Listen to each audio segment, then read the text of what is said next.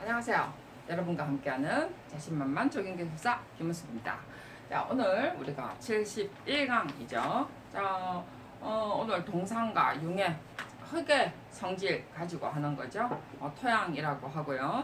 자, 우리 저번 시간에 했던 것처럼 오늘 우리가 그 토양에 관한 내용 접대 잠깐 복습을 하면서 제가 동상과 융의 관계를 이제 조금 더 이제 흙을 전체적으로 또 한번 모아봤어요. 자, 우리가 토양 이러면 토립자 그 자체를 말한다고 그랬죠, 그죠? 조그만한 알갱이 하나 가지고 여러분 설마 모래 알갱이 하나 가지고 이거 금이다 뭐 이거 유리다 하진 않겠죠. 그래서 하나 알갱이만 봐도 이거 모래다 아니면 이거 그냥 흙이다 라고 하죠. 그래서 그것처럼 우리가 토립자 그 자체를 말하고요. 우리가 입경에 의해서 분류를 하는 어떤 입경에 의해서 분류를 하는데 주로 그 분포 상태를 가지고 흙의 성질을 판단한다고 그랬죠. 그래서 그 흙의 성질을 판단을 해서 우리가 주로 이제 이렇게 세 가지를 어떤 내용을 냅니다. 그죠? 그래서 입도 구성에 의해서 우리가 판단을 했던 것은 주로 사질토냐, 점성토냐, 물론 이제 중간에 또 몇 개 있습니다만은 어쨌든 사질토냐, 점성토냐라는 것은 입도 구성에 의해서 한다고 했고요. 그 다음에 우리가 구조, 그죠? 흙의 어떤 구조를 봐가지고 우리가 단립 구조냐, 뭐 면모 구조냐라고 한다고 그랬어요. 그래서 하나로만 이렇게 달랑달랑 이루어지는 거 사질토라고 그러죠. 그래서 사질토라고 하고 그 다음에 점성토 뭐 같은 말인데 이제 구조가 어떻느냐 이제 이런 것도 굉장히 중요해요. 왜냐하면 어떤 형태의 구조가 어떻게 이루어져 있기 때문에 어떤 성질의 있고 그 다음에 우리가 이런 걸 가지고 또 우리 뭐 밀도라든지 그 다음에 뭐 치마 상태 이런 것은 구조에 의해서 또 판단되기 때문에 똑같은 말인데도 이렇게 두 가지 어떤 형태로 나눠집니다. 그리고 우리가 또 이중 기호가 있었죠. 참 복잡하게 만들었어요. 그죠? 자, 이중 기호는 실제 이제 우리가 점성토 같은 경우에 어떤 점성토는 이중 기호는 주로 무유기질의 함유 정도에 따라서 우리가 구분이 되어 있고요. 그 다음에 이중기호는 주로 이제 우리가 사질토에는 자갈, 모래, 실트 이런 정도의 함유에 따라서 위로 표현이 되어 있죠. 그럼 뭐 GL이라든지 그렇게 해서 표기가 되어 있다라는 것 정도로 아시고요. 뭐 주로 이제 이중기호 우리가 뭐 기사 공부할 때 많이 외웠잖아요, 그죠? 그런데 뭐 이렇게 올라가고 이렇게 올라가고 어쩌고 저쩌고 하는데 실제로 이제 점성토는요 유무기질의 함유 정도로 표현이 되어 있고요. 그 다음에 그 사질토 같은 경우는 자갈, 모래, 그 다음에 실트 어느 정도가 함유되어 있냐에 따라서 어떤 기호가 분류가 되어 있습니다. 여러분 다시 한번 보세요. 이렇게 분류되어 있네? 라고 생각을 이제 판단이 되실 수 있을 거라고 저는 생각을 하고요.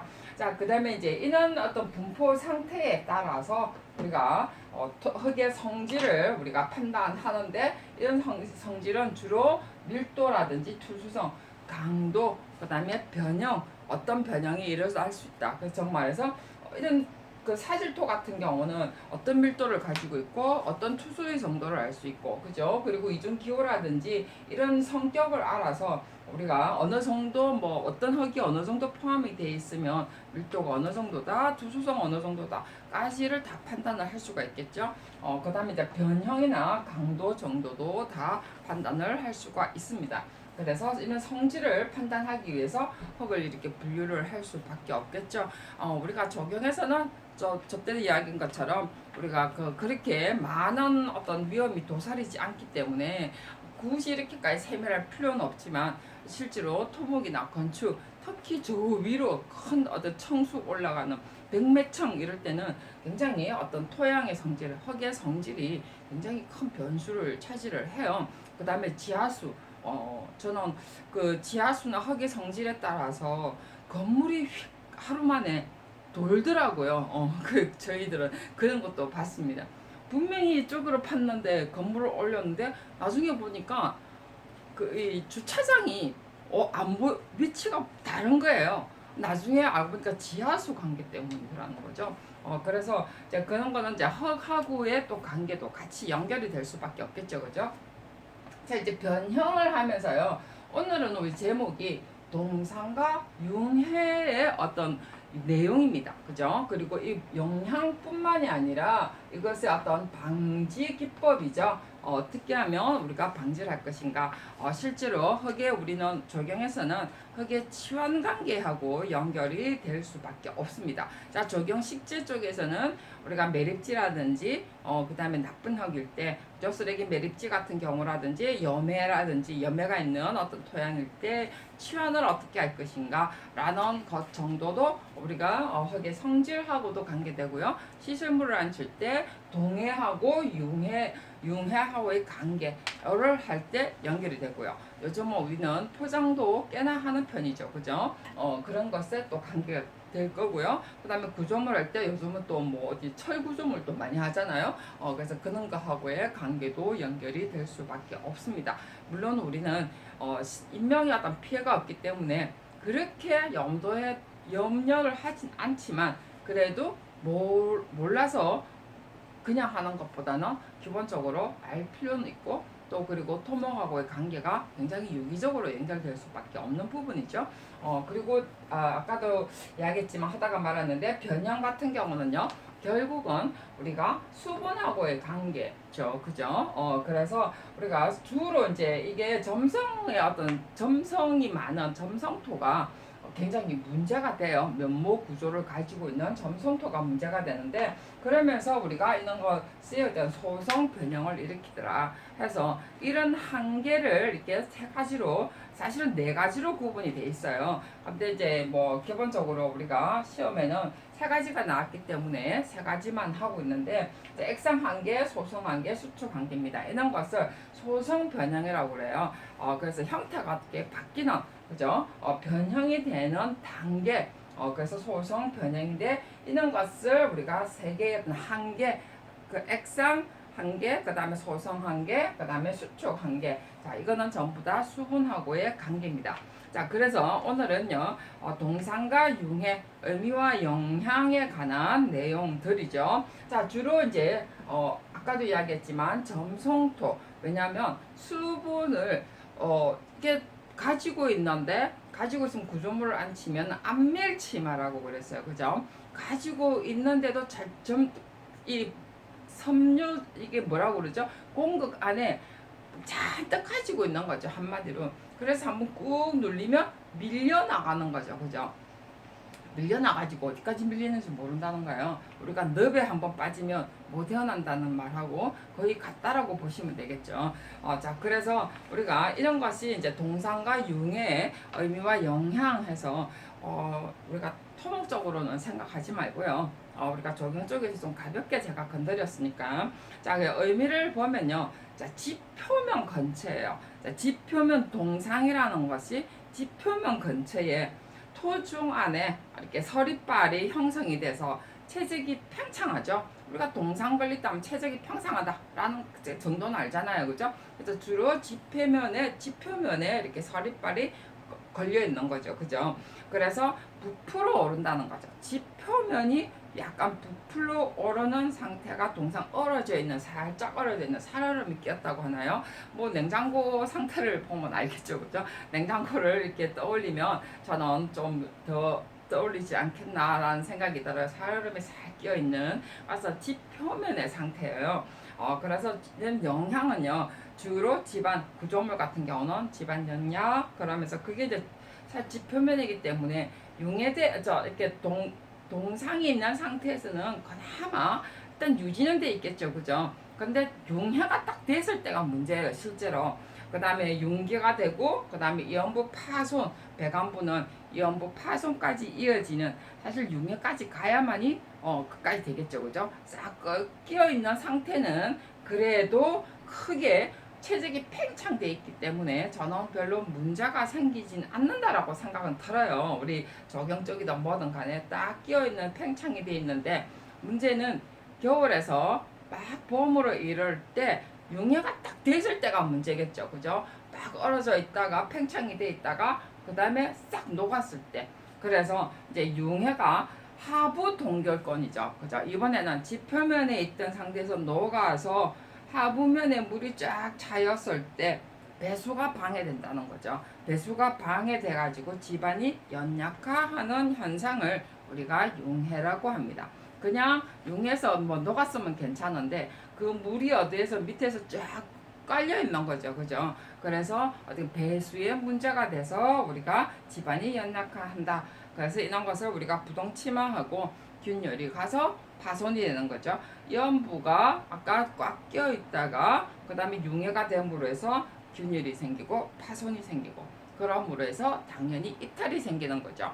그래서 이제 이게 우리가 전부 다 사실은 수분하고의 관계라는 거 그리고 점성토 사실 사질토는 별 문제가 없어요 실제로. 그래서 우리가 수분하고의 관계는 점성토 면모 구조에 어떤 문제가 더 많이 생긴다는 거.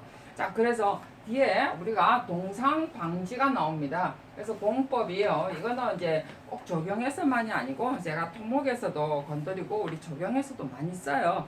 기본적인 것은 토목에서부터 나올 수밖에 없죠. 그죠? 흙을 가장 연구 많이 하는 것이 토목 부분이기 때문에 그런 거죠. 물론 건축에서도 많이 하는데 가장 기본은 토목이잖아요.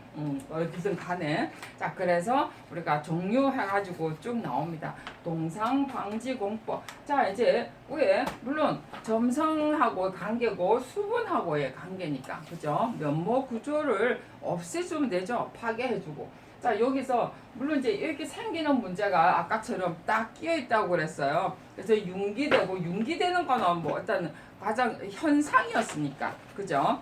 연약화되고 하는 것도 현상이고요.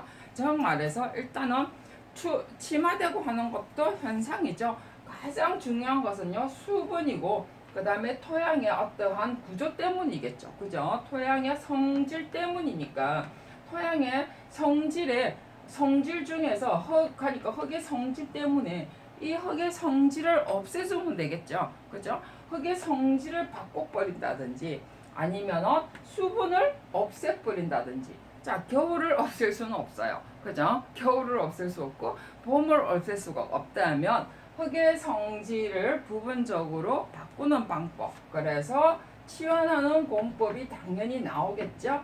그죠? 자, 수분을 없앨 수가 있다면 좋은데 뭐 그래서 수분을 없애기 위해서 밑에 열선을 깐다고 그러잖아요. 어떤 나라는 그죠? 그래서 밑에 포장할 때 열선을 깔아서 빨리 건조시켜서 열로 날려버린다라는 거 있잖아요. 그죠? 그래서 이 밤낮의 기온 차가 굉장히 심한 뭐 사우디아라비아 같은 경우는 그렇게 한다라고 그래 해요. 그래서 우리가 교육 들어가면 저도 토목 쪽에 강의를 많이 들으러 가는데 우리가 기술자 그 뭐 교육 받으러 가잖아요. 근데 전 토목에 들어가면 그 외국에 갔던 사람들이 많이 있어요. 그래서 외국 갔다 오신 분들이 강의를 해서 보면 여러 가지 사례를 이렇게 들어서 이야기를 해주거든요. 그래서 보면은 진짜 그 포장을 하는데 밑에 밤낮의 기온 우리는 그래도 사계절 안에 기온의 변화가 있다지만 거기는 밤낮의 기온차가 굉장히 크잖아요. 그러다 보니까 도로에 포장을 할 때 정말 열선을 깐답니다. 하는 도중에 다 깔아서 한대요. 그래서 그 정도까지도 이렇게 아까 융기하고 그 다음에 치마 그죠? 융기도 되고 치마도 되니까 그 밑에 열선을 깔 정도로 할 정도 같으면 얼마나 이런 관계가 굉장히 크겠어요. 그죠? 그때 사막인데도 그죠? 사막에도 아무래도 일단 수분이 있으니까 그 높았다 낮았다 하면 수증기의 관계도 있고 하니까 그죠. 그래서 이렇게 흙의 성질을 우리가 바꿀 수 없다면 그 흙을 치환을 하는 방법. 흙을 다 어디서 갖다 놓을 수는 없으니까. 그래서 어쨌든 우리나라는 어쨌든 뭐 흙을 여러 가지 종류가 나오니까 그래서 흙을 치환하는 건 바로 나오네요. 그죠? 그 다음에 물을 차단하는 거. 그죠? 물을 우리가 아까처럼 수분 정발을 시키든 어떤 열선을 하든지 아니면은 어떤 수분을 차단하는 기법을 쓰는 방법이겠죠. 정말해서 밑에 그래 방수도 하더라고요. 완전 밑에 그죠. 방수 위에 아래 방수를 완전히 하는 방법도 있겠죠. 그게 이제 차단 공법도 있을 수 있고요. 여기서는 모관수 상수 차단하고 지하수를 뭐 저하시킨다 이래 나왔는데 우리는 너무 어렵고 어쨌든 방수 처리하는 방법도 물을 차단하는 방법 중에 하겠죠. 자 여기 단열이 나오네요. 단열 그죠? 단열이 단열해서 열 자체를 위에 아래 공기를 완전히 열을 단열시키는 방법도 있고, 여기는 열선을 처리하는 것도 있을 수 있지만 단열 처리도 하겠죠. 아까 사우디아라비아 같은 거라든지 아니면은 밤낮에 기온이 굉장히 크다든지 아니면 사계절이 그러니까 두 계절밖에 없다든지 이러면은 기온차가 굉장히 큰 곳은 단열 처리뿐만 아니라 열선 처리 차단 이런 것을 다 해줘야 되겠죠. 물 수분하고의 관계가 생각보다 굉장히 심각한 어떤 영향을 끼쳐요. 토양하고 물의 관계는요 조금 참 상극인 것 같아요, 그죠? 근데도 없으면 또 안 되는 부분이죠.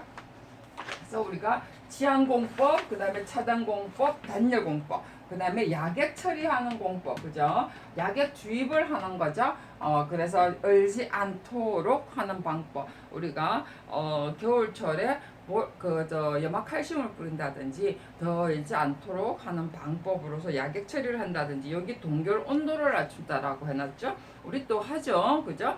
동결 온도를 낮추는 방법에서 그 염화 나트륨이라든지 뭐 염화 칼슘이라든지 이런 것을 섞어서 화학적으로 안정화시키는 방법라고 있습니다. 자, 우리는 지금 뭐 기초하는데 그렇게 많은 치마가 생기진 않지만 실제로 우리가 어떤 대단히 어떤 구조물을 설치할 때도 있죠. 그래서 우리도 실제로 우리가 동해 방지 공법으로서 우리가 많이 씁니다. 기초의 어떤 처리를 하는 방법. 그죠? 그렇지만 그렇게 치마가 뭐 심해도 그렇게 많은 어떤 치마가 오진 않죠. 우리 조경 입장에서는.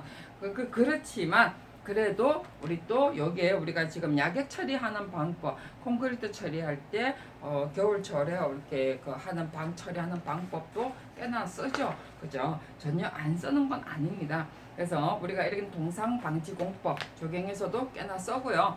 자, 다음 시간은 오늘 이제 동상과 그리고 이제 이런 걸 하면서 실제로 이것뿐만이 아니라 흙하고 수분하고의 관계는요, 구조물 기초뿐만이 아니라 포장하고의 관계. 우리 조경은 그렇게 많은 어떤 치마가 많이 일어나지 않기 때문에 그렇게 많이 처리하진 않지만 실제 이게 우리가 치안공법, 차단공법, 그 다음에 단열 처리하는 공법은요, 옥상 조경이라든지 우리가 염해의 우리가 방수공법이라든지 이런 것은 실제 이 이름 자체가 굉장히 많이 쓰는 공법입니다. 그렇기 때문에 꼭 우리가 이게 토양하고 물하고의 관계다라고만 생각하지 마시고요. 어쨌든 토양하고 연결되는 공법은요, 전부 다 이런 공법을 써요. 약액 처리 공법.